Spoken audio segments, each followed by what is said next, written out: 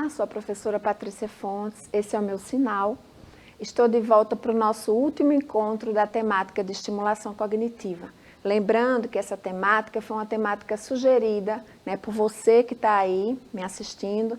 Já agradeço a sua presença aqui, contemplando, fazendo parte das nossas atividades aqui da EMAD. No nosso primeiro encontro, quando a gente falou de estimulação cognitiva, só para a gente relembrar o que foi que a gente viveu até agora, a gente conceituou cognição, a gente conceituou estimulação cognitiva, trouxemos aspectos que contemplam esse trabalho, esse processo, falamos da importância da regularidade, da sistemática, quando a gente começa a estimular cognitivamente um estudante. Falamos da tríade da aprendizagem, cognição, conação, funções executivas. E no nosso segundo encontro, nós trouxemos atividades muito práticas, sugestões de materiais para que a gente vá de verdade estimulando esses estudantes, mas contemplando todos os aspectos que fazem parte desse processo. São vários, mas a gente entende que memória, atenção, percepção, concentração são aspectos indispensáveis que devem fazer parte das nossas intervenções, tanto na sala de recursos multifuncionais, como na sala regular, na parceria com o nosso colega que está lá, junto com os outros estudantes, fazendo também a participação, propiciando a participação desse estudante na sala regular. Então, hoje nós vamos falar sobre o objetivo das atividades de estimulação cognitiva. Só que a gente vai falar desse objetivo contemplando as faixas etárias, Então, qual é o objetivo? O que é que a gente deve priorizar numa estimulação cognitiva que a gente vai fazer para uma criança? Lembrando que a gente tem vários facilitadores quando a gente monta uma estratégia de intervenção cognitiva, de estimulação cognitiva para uma criança. Então, já falamos no nosso segundo encontro, mas vamos relembrar. Então, a gente tem como facilitador as predileções, as propensões e o ajustamento, que a gente vai precisar fazer nesse ambiente onde a gente vai fazer propiciar o estímulo, esse ajustamento para que o estudante permaneça, para que ele se engaje na atividade que a gente está propondo.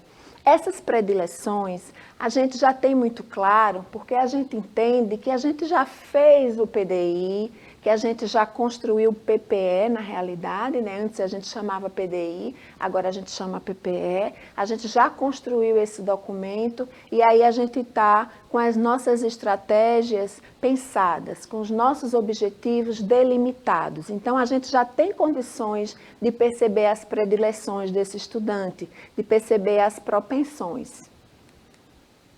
Então, na infância, a gente precisa contemplar, e é uma característica importante dentro do processo de estimulação cognitiva, os aspectos motores, Os aspectos visuais, cognitivos e afetivos. Percebam, cognição, evidente, aí nesse processo de desenvolvimento na infância, as questões cognitivas, e as questões conativas, que quando a gente se refere a afeto, a gente está falando de conação. Então, atenção e concentração são aspectos importantes, como a gente já viu no nosso encontro anterior, para que a gente trabalhe na infância, com a criança. Com o adolescente, a gente já vai ver que as atividades precisam ter um outro direcionamento. E aí, novamente, eu trago para vocês sugestões de atividades que são importantes para que nesse momento do desenvolvimento do estudante, ele receba esse estímulo. Essa atividade, com palavras, é uma atividade importante, porque a gente está dando a oportunidade de reflexão.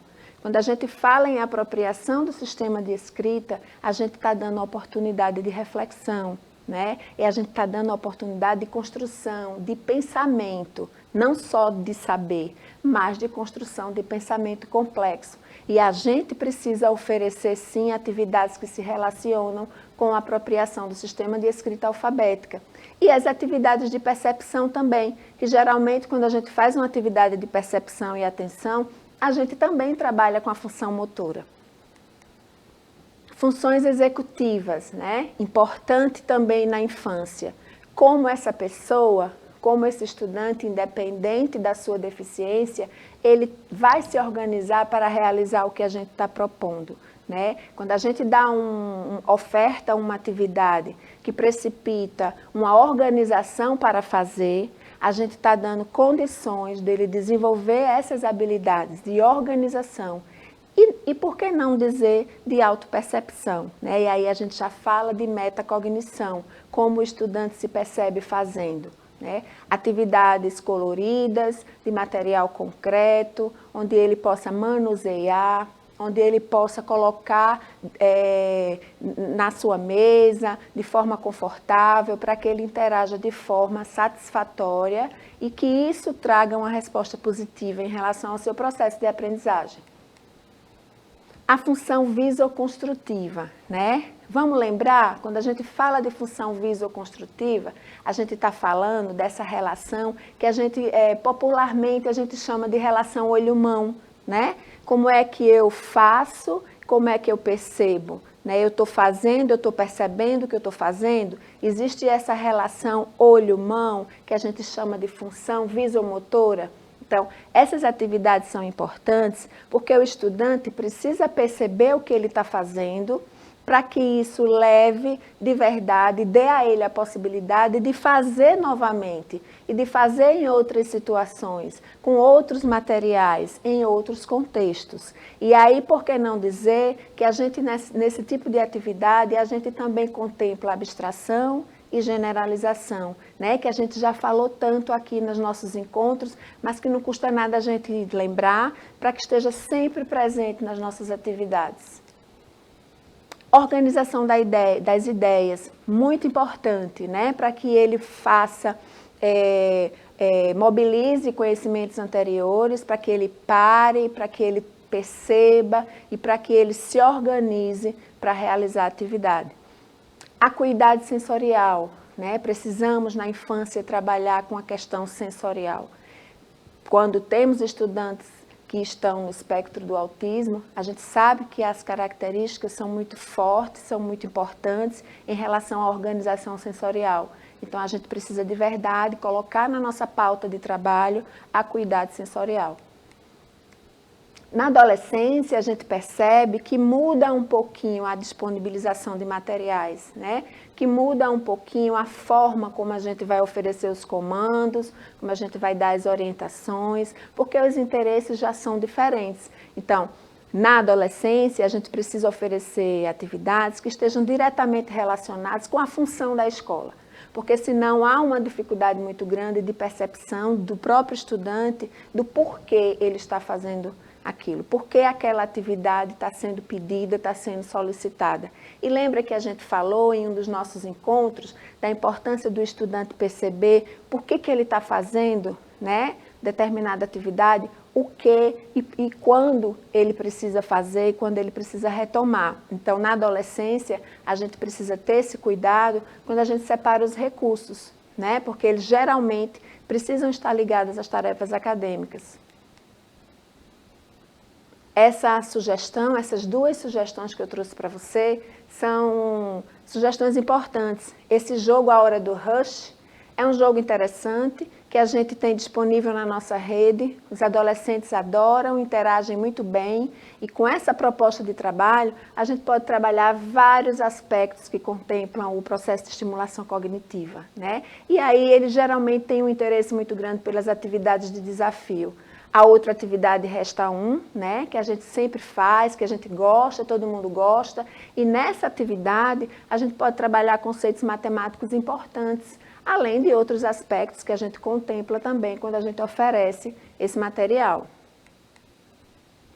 O nosso tão querido Tangram, né, que a gente tem condições de trabalhar a atenção, manutenção do foco, atenção sustentada, né, os jogos de trilhas, que a gente pode oferecer e que esses jogos, eles trazem temáticas importantes para que a gente possa explorar com o adolescente, né? Então, a gente pode trazer vários jogos com várias temáticas. Esse, por exemplo, é uma trilha que contempla esse momento todo de pandemia que a gente está vivendo, trilha Vencendo o Coronavírus, então você já gera um interesse, né? E a coisa do desafio, né? A questão do desafio para o estudante na adolescência é interessante. Vocês vão perceber que ele vai se engajar com muito mais facilidade na atividade que a gente está oferecendo. Organização de estratégias, e aí a gente já está se referindo na idade adulta, né? A gente vai fazer atendimentos com aquele estudante que está no EJA. Então, quantos estudantes com deficiência intelectual a gente não precisa dar suporte, né? E eles estão matriculados no EJA. Então, é interessante que nessa faixa etária a gente trabalhe muito com as funções executivas, né? Como ele vai se organizar para realizar determinadas atividades. E isso também com o tipo de informação que a gente vai oferecer, mesmo que seja com as atividades tradicionais, né, que não se caracterizem pelo material concreto. Mas essa organização para fazer é muito importante na idade adulta. Então, trouxe mais algumas atividades. Veja, quando a gente trabalha com a idade adulta e quando a gente traz essa questão das funções executivas, a gente está fazendo um trabalho processual de construção de habilidades passo a passo, né? E aí, quando a gente fala de passo a passo, de processo, a gente tem a condição de ir aumentando o nível de complexidade, né, do material que a gente está oferecendo. Então, percebam que aí na imagem é uma pessoa adulta realizando uma atividade de análise e comparação e coordenação motora também, mas é uma atividade que exigiu dele uma organização para a realização. Autocontrole, e aí a gente tem diferentes possibilidades, que inclusive as possibilidades onde esse estudante adulto ele pode expressar seus talentos, onde a gente pode também estimular a criatividade. Então, são atividades importantes que dão autonomia, né, que geram engajamento e que a gente está estimulando cognitivamente também, contemplando vários aspectos. Reprogramação de condutas, né, como é que ele vai se organizar, de que forma ele vai se apropriar do que está sendo oferecido. Essa atividade especificamente que vocês estão vendo é uma atividade de recuperação da informação e aí ela acontece através das fichinhas que representam palavras, aspectos do material que foi explorado, que aí pode ser um texto, pode ser uma música, pode ser um vídeo. Então percebam que para fazer uma atividade como essa, a pessoa precisa se organizar para perceber a dinâmica motora e para identificar os comandos e as orientações que foram dadas. Então, eu espero que nesses 3 dias que ficamos juntos, vocês tenham conseguido, né, perceber a importância da estimulação cognitiva como um aspecto preditor para o desenvolvimento do estudante com deficiência na infância, na adolescência e na fase adulta, né? Que as proposições que a gente trouxe, elas possam de verdade servir de estímulo para que vocês construam outros recursos, para que vocês construam outras estratégias. Então, muito obrigada pela presença de vocês, muito obrigada pela participação de você, professor do atendimento educacional especializado, que tem enviado para a gente temáticas. Lembrando que essa temática que nós trabalhamos durante 3 dias foi uma temática sugerida pelo professor do atendimento educacional especializado.